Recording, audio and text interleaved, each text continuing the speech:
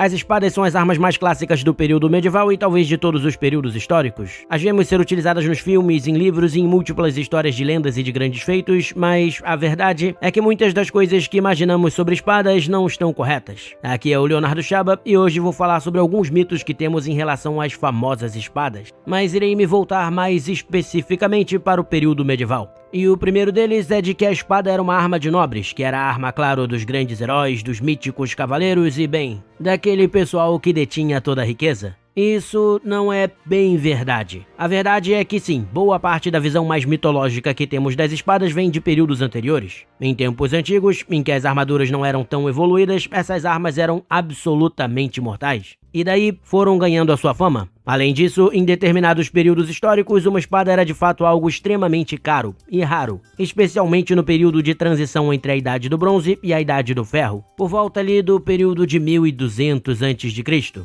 Nesse período, os ferreiros ainda tinham muita dificuldade em fazer as espadas com ferro, e o resultado eram armas que não podiam ser utilizadas, seja por se tornarem tão endurecidas que se quebravam facilmente, ou por se tornarem tão macias que não conseguiam manter o fio. Então, por algum tempo, criar uma espada com perfeição utilizando ferro era algo extremamente raro, e algo sobre o que não se tinha necessariamente tanto controle. E foi daí, amigos, que explodiram as lendas de grandes magos capazes de fazer suas armas mágicas ou até espirituais. E as lendas das espadas mágicas também. Afinal, quando finalmente se fazia uma boa espada utilizando ferro em vez do bronze, essa arma era muito superior às outras. Ela cortava muito mais e, se comparado ao bronze, parecia ter um fio que quase não se perdia. Era também mais resistente e mais mortal. De fato, comparadas às outras armas da época, elas eram realmente mágicas, vamos dizer assim. E por isso passavam de geração para geração. Se pensarem bem, é muito o que vemos o George R.R. Martin reproduzir em sua obra Guerra dos Tronos, mas utilizando nesse caso a questão do aço valeriano, que criava espadas muito superiores às outras.